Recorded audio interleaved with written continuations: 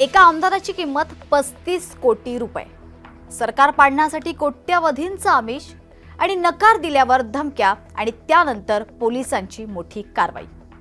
हे महाराष्ट्रात घडलं असं वाटतंय का? तर नाही। यावेळी आरोप झाले तमिळनाडूमध्ये आणि निशाण्यावर आहेत अभिनेता ते मुख्यमंत्री बनलेले थलपती विजय यांचं सरकार। नेमकं काय आहे हे 35 कोटींचं प्रकरण? चला सविस्तर जाणून घेऊयात आजच्या या व्हिडिओमध्ये। भारतीय राजकारणात एक शब्द गेल्या काही वर्षांमध्ये वारंवार चर्चेत आलाय, घोडे बाजार। आमदारांची फोडाफोड, रिसॉर्ट पॉलिटिक्स, रात्रभर चालणाऱ्या गुप्त बैठका, पक्षांतर आणि सरकार वाचवण्यासाठी किंवा पाडण्यासाठी सुरू होणारी राजकीय खेळी। महाराष्ट्र, कर्नाटक, मध्य प्रदेश आणि त्यानंतर गोवा अशा अनेक राज्यांमध्ये अशा आरोपांनी राजकारण अक्षरशः ढवळून निघालेलं आहे। आणि आता याच यादीत आणखी एका राज्याचं नाव जोडलं जातंय, तमिळनाडू। 35 कोटींचा कथित सौदा। मुख्यमंत्री थलपती विजय यांच्या सरकारला अस्थिर करण्यासाठी टीव्हीकेच्या एका आमदाराला तब्बल 35 कोटी रुपयांची ऑफर देण्यात आल्याचा गंभीर आरोप करण्यात आलेला आहे। हा आरोप केला आहे टीव्हीकेचे आमदार एन इलैयाराजा यांनी। त्यांच्या तक्रारीनुसार थिरुनावुकरसू नावाच्या व्यक्तीने त्यांच्याशी संपर्क साधला।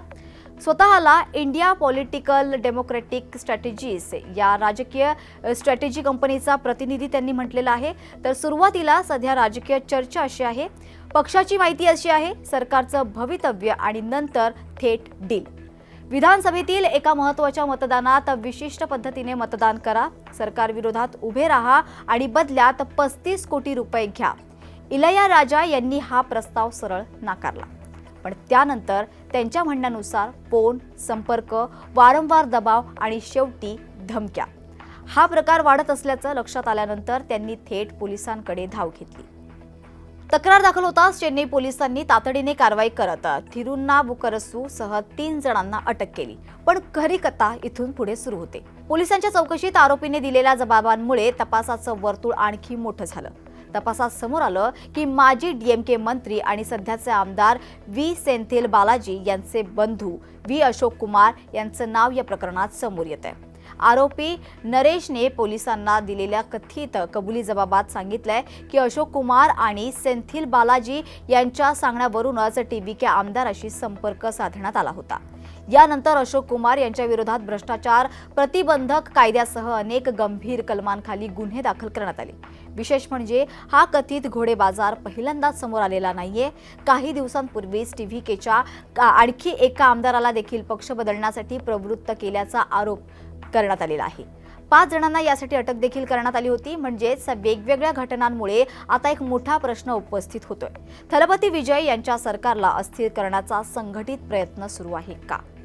याचा शोध आता पोलीस सध्या घेत आहेत।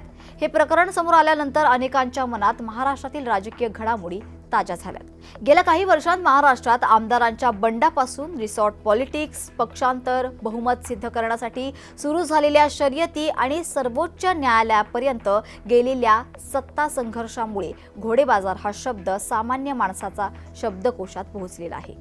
आरोप झाले, प्रत्यारोप झाले, पण एक गोष्ट कायम चर्चेत राहिली, लोकशाहीमध्ये मतांचं महत्त्व जास्त की पैशांचं? आता तमिळनाडू समोर आलेल्या आरोपांमुळे तोच प्रश्न पुन्हा एकदा उपस्थित केला जातोय। चित्रपटसृष्टीतील सुपरस्टार आणि आता मुख्यमंत्री थलपती विजय यांच्या नेतृत्वाखाली टीव्हीकेने विधानसभा निवडणुकीत 108 जागा जिंकत सत्ता स्थापन केली। राजकारणात नौखे असतानाही विजय यांनी मोठा जनादेश मिळवला। मात्र सरकार स्थापन झाल्यानंतर काही महिन्यांतच घोडे बाजाराचे आरोप, आमदारांना कथित ऑफर, अटक आणि राजकीय कटाच्या चर्चा यामुळे त्यांच्या नेतृत्वासमोर ही पहिली मोठी राजकीय परीक्षा मानली जाते। एका आमदारासाठी 35 कोटी, नकार दिल्यावर धमक्या, अटक सत्र, मोठ्या नेत्यांची नावं आणि सरकार पाडण्याचा कथित कट। या प्रकरणात सत्य काय आहे हे तपासानंतरच स्पष्ट होईल। पण एक गोष्ट नक्की आहे की भारतीय राजकारणात घोडे बाजार हा शब्द पुन्हा एकदा चर्चेच्या केंद्रस्थानी आलेला आहे। तुम्हाला याबद्दल काय वाटतं? हे खरंच सरकार पाडण्याचं षडयंत्र आहे की राजकीय आरोप प्रत्यारोपांचा आणखी एक अध्याय? तुमचं मत मला कमेंट बॉक्समध्ये सांगायला विसरू नका।